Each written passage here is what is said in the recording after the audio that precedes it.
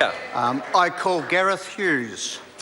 Kia ora, Mr Speaker. Nā mihi nui kia koutou kia ora. I rise to support this bill, which I guess just absolutely refuted the last speaker, who, woefully ignorant, railed on about opposition parties opposing it. Clearly the member has not been listening and maybe should pay more attention. Mr Speaker, the Green Party stands for a greener, cleaner future. So in the first reading we did oppose because we had serious concerns that this Parliament, using the most awesome power of this House of legislation to pass laws to benefit a single oil company, was it on? Now, because the government hadn't made the case, the fact is that Shell Todd Oil had botched the job of applying for marine consent for their wells.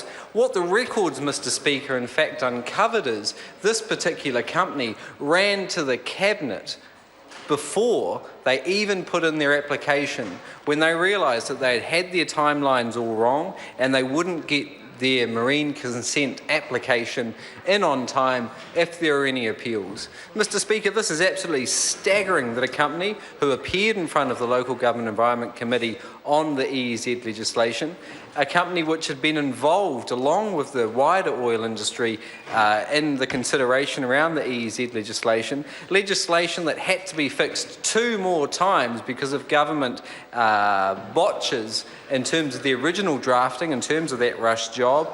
This company didn't work out how soon it had to get a marine consent application in, and instead of actually putting the application in, ran to the Cabinet, and of course the Cabinet said, sure, we'll pass a law that benefits you in particular because you're an oil company and we'll do anything for oil companies, including tens of millions of dollars of subsidies in terms of the 4th lowest tax plus royalty rate in the world, in terms of calling out the Navy when iwi fishermen get in their way, a government that'll do anything to drill it, mine it, frack it across New Zealand. So, Mr Speaker, at the time this sure did look like one law for oil. It looked like the government trying to fix a loophole for a specific company. But, Mr Speaker, I'm also proud to say the Green Party was able to improve the legislation with 2 significant amendments in Select Committee. So we would like to acknowledge the submitters, we would like to acknowledge the committee, the officials, the chair, Mr Simpson, and I'd like to acknowledge the 2 changes.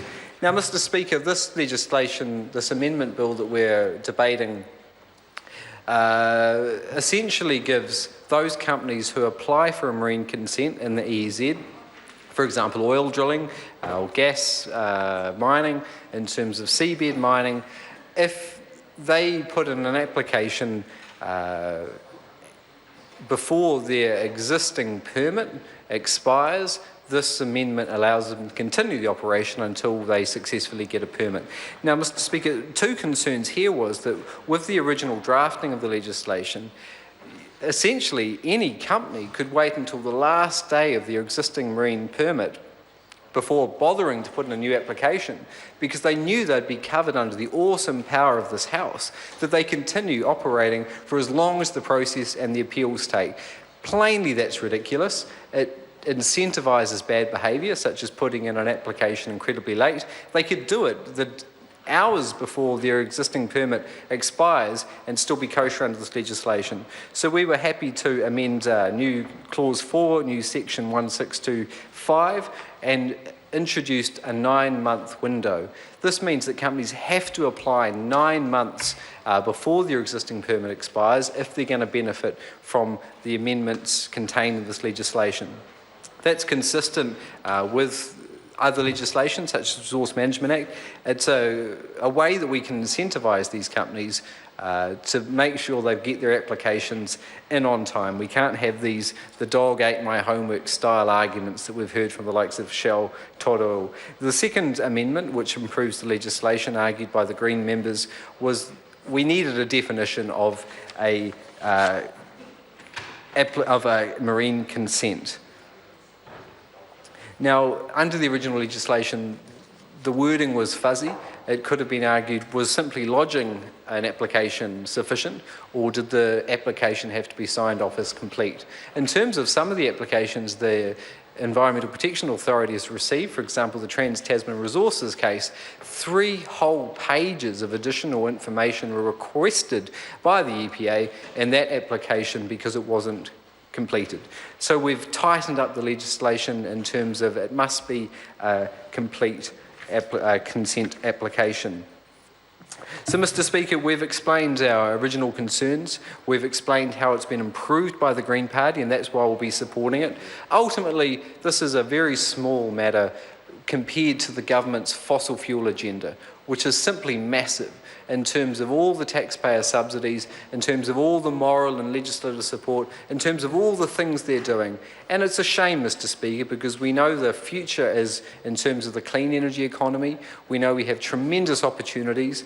We know from US data there are 4 times more jobs in clean energy than there are in fossil fuels. You have international bodies such as the OECD, the International Energy Agency, calling for an end of the more than $500 billion in global subsidies for fossil fuels. So perhaps the major opportunity cost of this legislation in terms of the submitters' times, the officials' time, this House's time, the Select Committee's time, is that we could have used this time to build, to foster, to empower a clean energy economy, which is where the international capital markets are going, which is where the scientists are urging us to go to if we want to avoid the worst of catastrophic climate change. And this is where real prosperity is going to come from. So instead of passing one law for oil, in fact, what this Parliament should be debating is a separation of oil and state. What we need to see is a fair go given for clean energy, Mr. Speaker. So while we're opposed to the continuing fossil fuel agenda, we can support this legislation, which has been improved, and I'd like to thank the members, the officials involved. On a last note, I would like to give one last note of disappointment. Disappointment that the very company involved in this legislation, the very company who single-handedly benefits from this legislation, Shell Todd Oil, didn't bother to front to the Select Committee. Now, Mr. Speaker, there were wide questions on the urgency and the need for this legislation. We saw Nick Smith get it incredibly wrong. I guess there's a bit of a track record there, Mr. Speaker. But he exaggerated on the day this legislation was announced, saying 40% of the country's gas supply was at risk, when in fact it was around 20%, 50%, more than 50% wrong. We've seen from neither the government or Shell Todd Oil information regarding what would happen if this legislation wasn't passed. We now know that Shell Todd Oil successfully got their consent. Gas supply was never at risk. But, Mr. Speaker, was the question simply that this company would be charged extra for their long-term gas supply contracts if they couldn't fulfil it?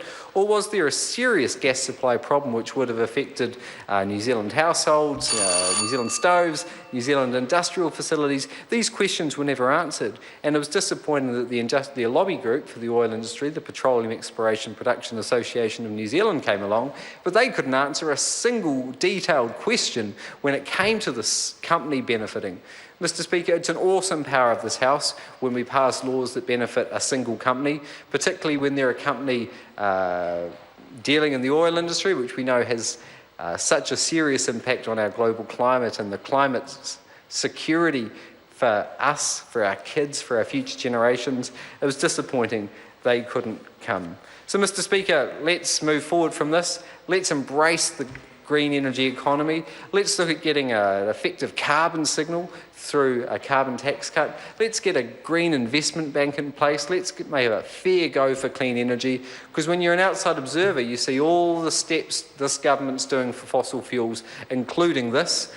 Yet on the other hand, you see New Zealand entirely slipping off the renewable energy global index. Saudi Arabia, of all countries, has taken our place. We've slipped off entirely. There's a host of smart, innovative, productive steps this Parliament could be taking, this government could be showing with leadership, and that's what the Green Party are going to continue to champion. Thank you for the opportunity. Kia ora, Mr. Speaker.